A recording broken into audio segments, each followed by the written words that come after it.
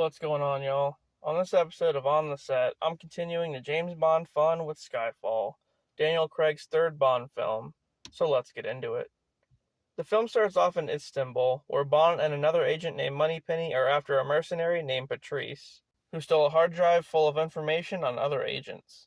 The chase leads to the top of a train where Bond fights Patrice.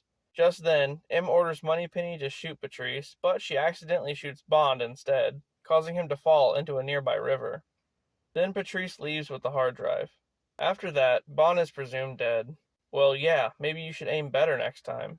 3 months later, due to how the train situation was handled, M is basically asked to retire. Just then, someone hacks into the MI6 computers and the building explodes. Following that, Bond comes back to work at MI6 and M tasks him with finding out who Patrice works for and recovering the hard drive yet again. Bond heads to Shanghai, where he finds Patrice killing someone. Another fight ensues between them, but this time, Patrice falls to his death before Bond can get any information. He finds a lead to a casino in Macau. Once there, Bond meets Severine, who's Patrice's accomplice.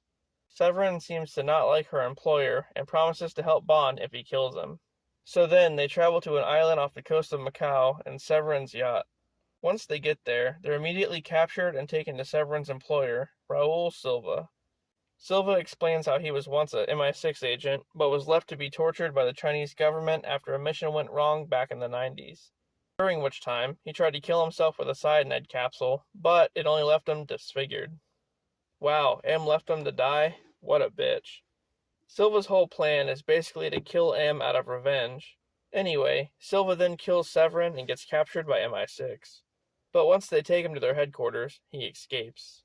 Silva plans on killing M during an inquiry at Parliament. But Bond shows up to stop him. Then, Bond takes M to hideout in Skyfall Lodge, where Bond lived as a child.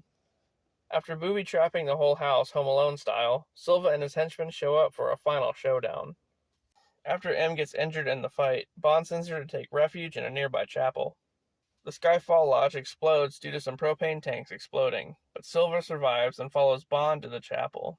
Silva tries to force M to kill them both by putting a gun to both their heads, but Bond throws a knife into Silva's back and kills him. Then, M dies anyway from the wound she got during the fight. Later on, after M's funeral, Moneypenny tells Bond that she's now the secretary for the new M, who Bond then meets, ready for another mission. The end. Well, that one was pretty good. It might just be the best Daniel Craig film yet. Javier Bardem as Silva was just great. What a villain. And it sucks that Bond didn't get the girl on this one, but hey, I think he's had enough for a lifetime. Join me tomorrow for another chapter in the book of Bond.